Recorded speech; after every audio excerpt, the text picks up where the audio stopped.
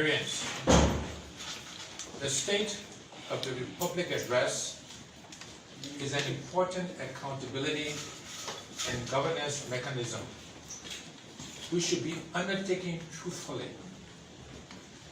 On Monday, January 24, 2022, President George Weah was not truthful when he said, and I quote, "I can state categorically and with confidence that the state of our economy is stable and growing, and that the state of our nation is peaceful and strong," unquote. Since President Weah came to power, Liberia's net economic growth is zero. The economy is still sluggish, corruption is rampant, and after promising to create 1 million jobs, unemployment remains above 80%. Youth unemployment is higher than in 2017, and the exchange rate is high, with prices for every single commodity, from food to gas to Dugafle, higher today than when President Weah came to power. Stealing, lying, promising, taking no responsibility, lying again, promising again, and continuing the stealing are the mantras of this government as doctors, nurses, teachers, civil servants, police officers, and other service men and women who keep our society together are being grossly underpaid, with some, especially teachers, having to constantly protest for their harmonized pay. Every year, high schools, colleges, and universities, though restrained by limited resources, produce thousands of young graduates, all of them hopeful of a better life, only to see their dreams and futures crushed by the lack of jobs and opportunities. President Weah's description of the state of the Liberian economy and the Republic is not only patently false, it is insensitive, offensive, and disconnected, representing an alternative reality to the worsening hardships and deteriorating plight many Liberians are living through today. The president has failed and is now hoping to deceive Liberians with even more promises. It has been reported that out of 169 promises that the president has made, he has only kept 11, which is a score of 7%, or an F. Obviously, President Weah is good at making promises, but very bad at fulfilling them. My fellow citizens, our state is basically leaderless.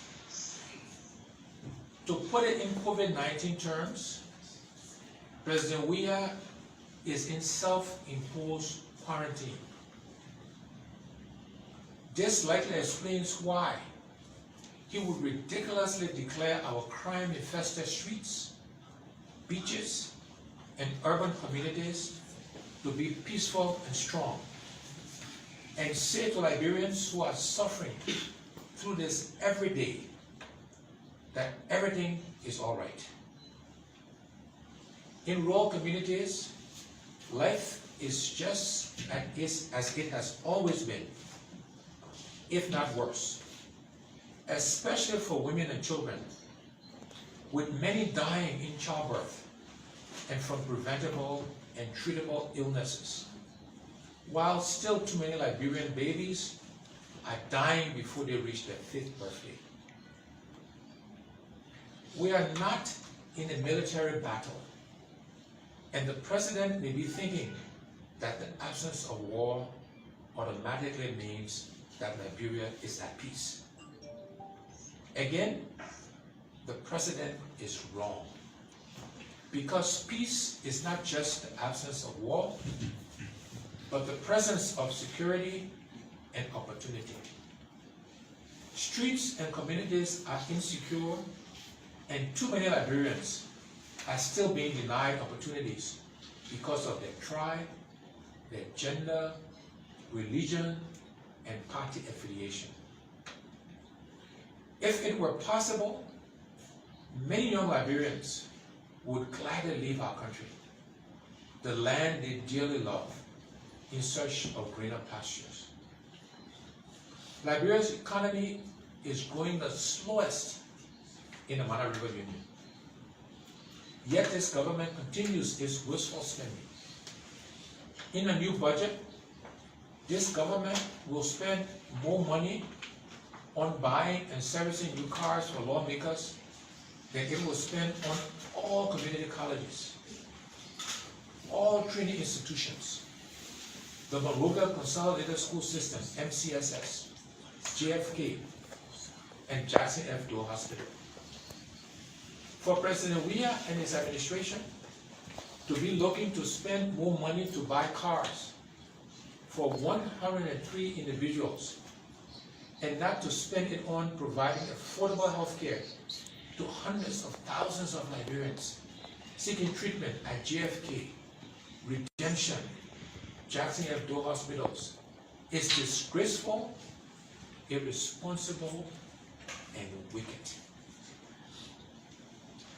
In 4 years, the president has borrowed over 600 million United States dollars. In 2018, the national debt was $1.039 billion. Today, the national debt is $1.69 billion United States dollars. Rather than make the future better, this government is making Liberia worse for our children and their children by piling the debt of government's wasteful spending on their heads. We welcome calls of the IMF, World Bank, and ECOWAS to curtail Liberia's massive tax waiver policy. We urge the government to follow up on its acceptance with diligent actions because Liberia's tax waivers are being abused with the president's government granting waivers to lawmakers and his cronies. Liberia has one of the most fertile lands in Africa for agricultural production. Notwithstanding, this government has failed to make any sustainable gains and substantial investment in agriculture. For example, this year, President Weah has budgeted $0 for agriculture, for the agricultural fund. In fact, for the next 3 years, the agriculture fund will get $0. The government has turned the agricultural sector over to non-governmental organizations and donor projects, where we are yet to see economic growth due to the infusion of millions of dollars in that most critical and important sector. The office of the president even has more money in the budget than the entire Ministry of Agriculture. The office of the president has even more money in the budget than the entire Ministry of Agriculture. Until we can at least feed ourselves, we can never truly say we are an independent nation. My fellow Liberians, the Weah-led government has not just failed to manage the economy, They have also failed with issues of national security, service delivery, fighting corruption, and consolidating our democracy. Many of you do not need me to tell you that Liberia's security is weak. Our country is a transshipment point for harmful drugs and a hotbed for money laundering and human trafficking. These international crimes are hurting the image and reputation of our country. Last year, the president asked Liberians not to depend on his administration for their safety and protection, the most important duty of any president and commander-in-chief, but asked Liberians to instead install CCTV. The president has surrendered to rising crimes in our streets and communities. Lawlessness abounds, and we are essentially on our own. Drug ghettos are easily springing up in neighborhoods and communities with no effective national rehabilitation and reintegration programs for victims of drug addiction and abuse. The same is true of our prisons, which are overcrowded with young people, many of whom are first-time offenders. These young people are being imprisoned and returned to their communities after serving time without life skills. They are soon forced to return to the life of crime to survive. Under a Cummings leadership, the drug trafficking in Liberia and the use of Liberia as a transshipment point for drugs will end. Additionally, we will provide rehabilitation, job training, prison reforms, and reintegration opportunities for Liberians, and will restore our country's reputation in the world by tackling and ending money laundering and human trafficking. Fellow citizens, into his 5th year, President Weah cannot credibly point to any significant improvement in the delivery of basic services to Liberian people, including in the important areas of healthcare, education, safe drinking water, sanitation, electricity, law enforcement, fire service, and infrastructure. 4 years later, for example, Liberia still has one doctor for every 15,000 citizens.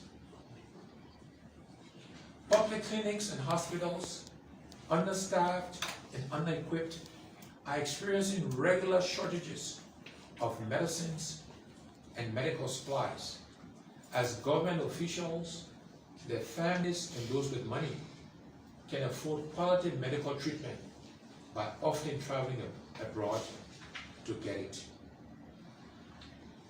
Despite inheriting 88 megawatts of Mount Coffee, 38 megawatts Bushra power plant, and regional projects to supply electricity to Ivory Coast, Liberia, Sierra Leone, and Guinea, or CLSG, in addition to distribution of electricity to communities funded by donors, electricity services are poor, extension and distribution to needed communities and households are frustratingly slow, and completion of the projects are delayed due to incompetence of the government to honor its share of the commitment, such as resolving resettlement action payments for those in the project-affected areas.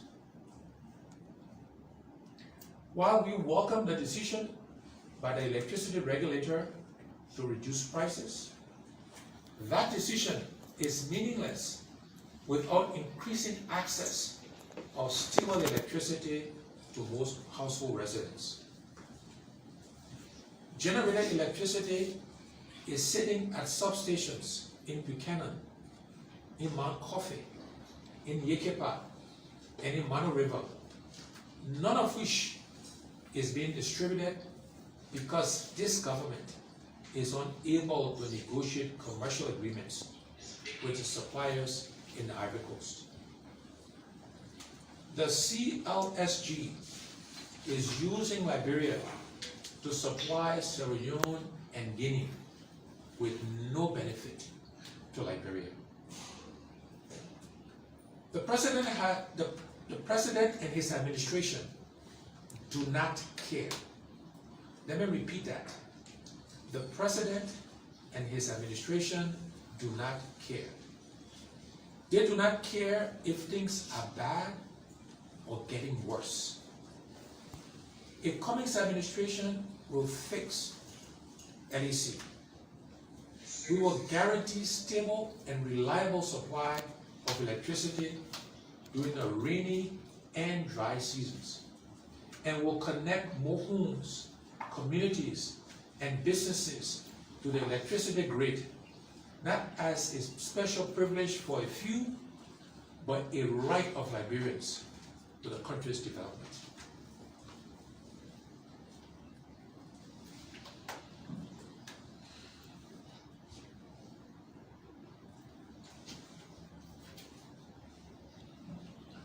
Many of you heard the president speak about the Millennium Challenge Corporation, the MCC. What you did not hear him say is that his government has repeatedly failed to meet the benchmarks of the MCC for renewal, thereby losing millions of dollars to improve access to electricity.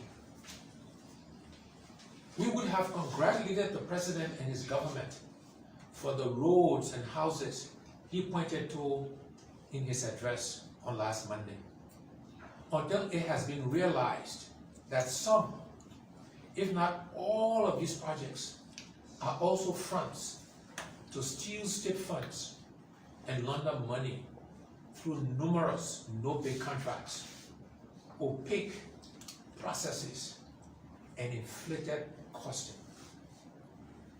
For example, the Popo Beach project was first estimated at US $800,000 to build 52-bedroom units, or US $16,000 per unit. Now, the government is saying that the project will cost US $3 million to build 89 units, or US $33,700 per unit, almost twice the original cost per unit. The Liberia Agency for Community Empowerment, or LACE, is run by President Weah's crony, and its budget has been increased by $10 million US. This is shameful. The stealing is disgraceful. A few months ago, the government spent millions on Bushrat Island Road using concrete pavement. Recently, a bid has been announced for the same road. As the bid was being announced, the project had already been given to a company owned by a CDC stalwart. The real interest is not to develop the infrastructure. It is to steal. As a result, we continue to see issues around conflict of interest, poor planning, no value for money, and low quality engineering associated with infrastructure development under President Weah. Additionally, the National Road Fund, or NRF, is being mismanaged. Considering the hardships bad roads continue to pose to the movement of people, goods, and services, it is unacceptable that the NRF continues to be abused by the government. We call for an immediate audit of the NRF. Audit now or be audited later. Do the right things now or answer for the wrongs later. My fellow citizens, our cherished democracy is under stress. Over the last 4 years, President Weah has sought to undermine the rule of law and roll back good governance practices. Political interference and executive overreach in the justice system continued, beginning with the politically motivated impeachment of Justice Kabina Janet, up to and including the political prosecution of formidable opposition leaders on trumped up and false charges. Peaceful protests and assemblies are being tear-gassed, resulting to violence, arrest, and warning of peaceful citizens. President Weah and his administration are yet to realize that peaceful assemblies are inherent guarantees and ingredients for functional democracies, while judicial independence is indispensable to the consolidation of democracy and growth of the economy.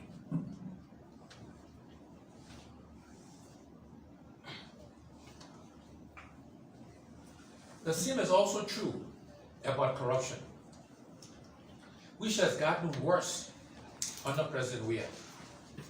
Nearly every month, a new corruption scandal is uncovered.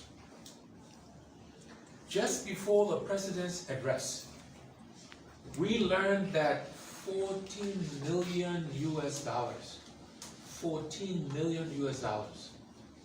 which was meant for rice importation subsidy, was stolen. Last month, corruption allegedly occurred at the National Elections Commission.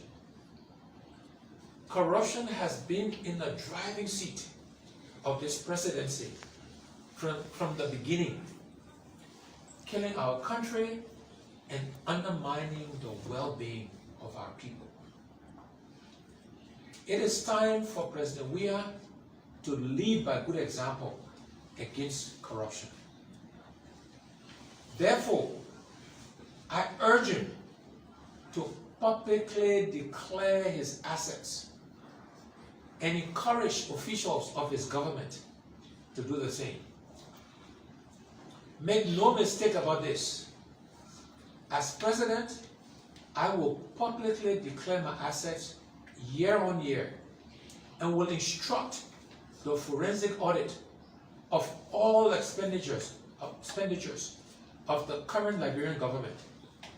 And wherever it is determined that those with fiduciary responsibility turn a blind eye to their duties and or facilitated the conversion of public funds to private use, such individuals will face the full weight of the law, regardless of who you are. We have to get serious about stopping the stealing. My fellow Liberians, measuring success of tenures like this Weah administration does under perceived wrongs of the past is the textbook definition of flawed, visionless, and inconsequential leadership. the ANC and I will provide consequential leadership to our country. One that will take responsibility, make the required tough choices and hard decisions that may not seem pleasant, but are necessary to get the future of unity, shared prosperity, and equality in opportunity that Liberians deserve and have been denied for too long. We recognize the importance of dressing up the body of our country, building roads and sports parks. But the real changes we must also make is to clean up our nation's soul so that we never again destroy our country or pull each other down when we should be building and lifting each other up. So that no Liberian child is limited to what they can become because of their gender, tribe, or religion. When we clean our nation's soul, we ensure that no Liberian needs to feel excluded, marginalized, or denied opportunities in their own country because they are opposition or come from a different region, ethnicity, or religion. So that all of our children, boys and girls, have the best opportunity to be the best adult versions of themselves because they have access to the best quality education and can strive for excellence right here in Liberia. Cleaning the nation's soul means women will have equal say and an equal seat around the national table of decision making. And the rights and issues of women are not treated as tokens for their male counterparts' political support and campaigns, but is necessary for the sustainable development of our country, so that our communities and streets are safe and secure, and peaceful worshippers seeking the revival of their souls and a better tomorrow for themselves and their children are not rushed to death out of fear of the commission of crimes against them or the actions or inactions of an untrained police force. We should be protecting them. We clean our nation's soul so that we manage the great wealth of our nation more equitably and accountably to ensure that we are no longer considered amongst the poorest and most corrupt in the world, and that all Liberians benefit from all that Liberia is blessed to have, so that hospitals are accessible, affordable, and modernized, not just with medicines and beds, but also with the necessary equipment and technology to ensure that all Liberians have the same chance at the best possible healthcare delivery again, right here in Liberia. Cleansing the nation's soul is a chance for our young people to study and graduate, assured that they are equally guaranteed a chance to get a job and the support and assistance they need to build their careers, raise and care for their families, and return support and assistance to their parents who sacrificed to educate them. So that some of our citizens, including the elderly, are no longer made to beg for livelihood. In the same country, many spend their lives serving, but the Liberians continue to be bystanders in the business of the growth of the economy, with unconscionable restrictions imposed on Liberian businesses and entrepreneurship. We must cleanse the soul of our nation so that our country is no longer a den of crimes and drugs and rape and sexual abuse with impunity or money laundering and human trafficking, and so that public service is actually for the good of the public and not for the illicit acquisition of overnight wealth by government officials. Finally, my fellow Liberians, the presidential and general elections scheduled for October of 2023 will mean a lot to Liberia's future. Liberians will have the chance to choose a new direction for our country. We must not become complacent, nor let ourselves get disengaged and uninvolved. As we continue to see, not only will we continue to live with the consequences of the incompetent and corrupt leadership of our country if we fail to change it, but we can all be assured that it will only get increasingly worse. After 4 years of failures, President Weah is hoping we can all forget how he and his officials prioritized getting themselves rich overnight, while they connived and deceived to keep Liberians poorer and divided. As with all failed leaderships, they are looking to make more promises, take no responsibility, and siphon public monies in pursuit of their selfish political interest. Despite our best efforts, it has to be admitted, and unfortunately, that as currently constituted, the CPP may not make it to 2023.